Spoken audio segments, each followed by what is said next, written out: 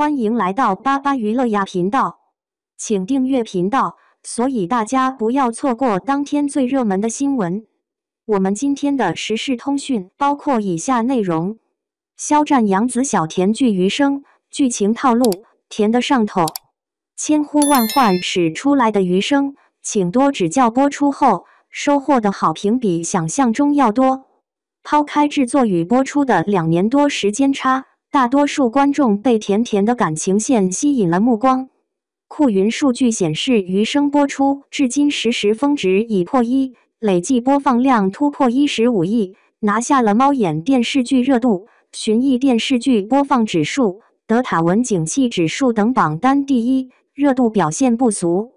区别于多巴胺流水线产品，余生算是生活化的小甜剧，除了男女主之间的误会、暧昧和发糖，亲情部分占比也颇重。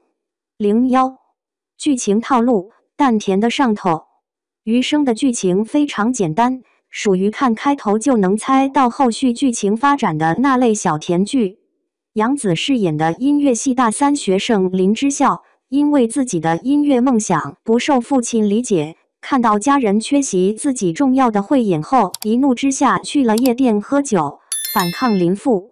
而当林父怒气冲冲地前来抓人时，林之孝一下怂了，随便抓了夜店里的一个路人甲来当挡箭牌。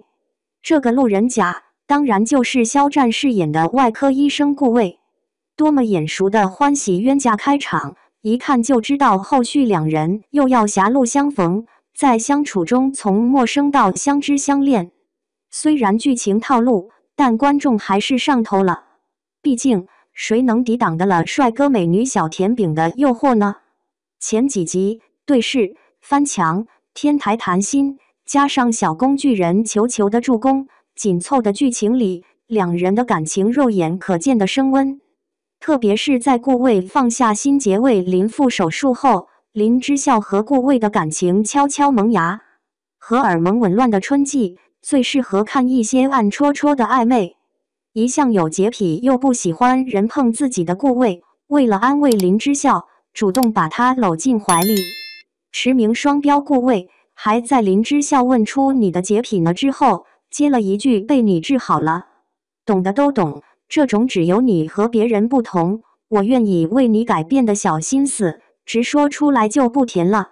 顾魏从林之孝照顾林父辛苦扯到那你对你男朋友也这么好吗？潜台词不就是想问你现在有男朋友吗？像这样的迂回试探，都是陷入爱情的人会有的小心思，醉翁之意不在酒。老干部顾魏铁树开花，侄女林之孝还在不解风情。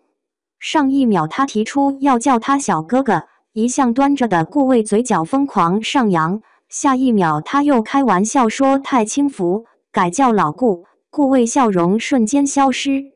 这一秒变脸的技能被弹幕哈哈了一整屏，还是叫小哥哥吧，他喜欢，叫小哥哥就开心，叫老顾就不开心了。暧昧期的推拉试探和小心思都好嗑，眼神拉丝但又不愿意挑明的小互动最能激发少女心。比如说阳台上的回眸对视，逛超市偷偷买情侣杯子，顾魏和林家人吃饭仿佛见家长的氛围和林之孝装矜持的刻意，一切都是循序渐进的暧昧。一起看房的时候，林之孝故意支开顾魏，扮演他的女朋友和中介砍价，结果被没走远的顾魏听得一清二楚。后来林之孝解释支开他是怕他演不好，顾魏话里有话，我觉得我能演好。这段内心 OS 也太明显了，表面上说的是我觉得我能演好，心里想的是我觉得我已经是了。在最新剧情和预告里，顾魏还完美诠释了什么是长了嘴的男主，有误会他马上解释，有问题他主动提出来解决。担心林之孝误会他和高希，他的解释是我只是个人非常喜欢洗杯子而已。经历了几天修罗场之后，他主动在电话里坦白自己态度不好的原因是吃醋。请偶像剧男主都按照这个标准卷起来好吗？不要让误会过夜，给观众们一段甜甜的恋爱。除此之外，正片之后的男女主互拍小剧场也高甜。在竖屏的男女友视角里，两个人回顾初次见面的心动，聊高考成绩，还有小可爱之类的肉麻称呼，把正片里的小唐直接升级成大唐。自从甜宠成为一门生意之后，偶像剧情节加量，节奏加快，恨不得把所有设定和桥段浓缩在前3集，甜度拉满。在这种情况下，如果在偶像剧里看到剧情节奏和流畅度，无疑是加分的。就这一点来说，余生给了暧昧期适当的篇幅，让观众有时间感受到男女主之间的情愫生根发芽。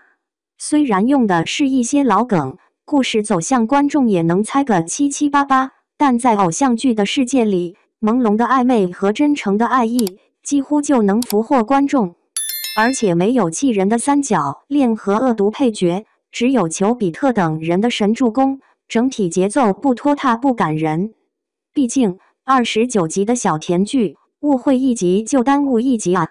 02甜宠发糖，亲情去腻。余生所代表的小甜剧，近几年迎来了春天。剧情套路、人设也很经典，但是高颜值加恋爱氛围加喜剧效果轻松治愈，看得人很上头。他们不仅拥有稳定且庞大的受众群体，还享受观众的包容度。一直以来，偶像剧对于演员演技的要求都不太严格，在浪漫幻想和少女心包围的镜头里，演技不是最为重要的，够帅、够甜、够轻松、够上头就能赢得观众青睐。杨紫对元气小颜女主这类角色驾轻就熟，而肖战意外的和顾魏的直男属性很适配，这样一来，模式化的爱情故事也生动了不少。而和其他小甜剧不一样的地方是，除了男女主的感情线甜余生，也有烟火气的亲情线去腻。女主父母的人设非常具有代表性，在林家这个传统的中式家庭里，市重点高中教导主任林父是一个看起来严肃古板、不懂得如何表达情感的典型中国式父亲，林母又是一个典型的中国式慈母。对于女儿的教育和人生大事，父亲有着绝对的话语权。在这种话语权下，女儿林之孝的叛逆和嘴硬心软的态度也很真实。当林父接受不了的癌症切除手术出走后，着急又心疼的林之孝在车站找到他，第一反应是质问他还想干什么，指责他：你知道你明天要干嘛吗？你要做手术。直到倔强的父亲说出逃跑的真相，知道自己要接受癌症手术，有很大的不确定性。想到多年来亏欠女儿，才想回老家找到女儿小时候的物件。林之孝再也憋不住眼泪了，以上厕所为借口跑出去。就像谭木说的，中国人表达感情的时候总是别别扭扭的。从小到大，我跟他一直都是这样，什么难听的话我都说过。林之孝不叫爸爸，只叫林老师，和林父强行要求女儿选择老师这个安稳的职业，这些别扭的背后都是真实的爱在心口难开。杨紫的哭戏依旧动人，老演员的表现也非常到位。讳疾忌医的林父确诊胃癌后，母女二人决定瞒着他。林母一度情绪崩溃，失声痛哭。林之孝假装冷静安慰母亲，情绪对比鲜明，但在看到林母找出父亲藏的胭脂后，还是红了眼眶，夺门而出。这里有正着眼和反着眼两种表达方式。林母的哭戏直接传达悲痛情绪，富有感染力。林之孝对抗悲伤的忍耐，看得人揪心。纯属演技下对人物情感的精准拿捏，就是真实感的来源。偶像剧是造梦的产物，多少年来，他精心打造了一个个完美男主，为女主和观众圆梦。其中的精品剧作，在剧情和人物的设定上总是足够大胆梦幻，但在情感上又需要接地气和真实。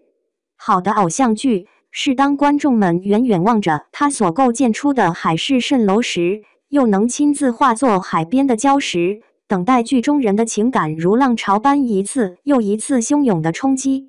余生的亲情线让剧情发展不仅仅局限于男女主甜甜的爱情，同时也容许更多有血有肉的人物出现，充沛真切的情感展现，也没有把重点压在职业部分，而是用亲情线解爱情的腻，做一部生活化的小甜剧。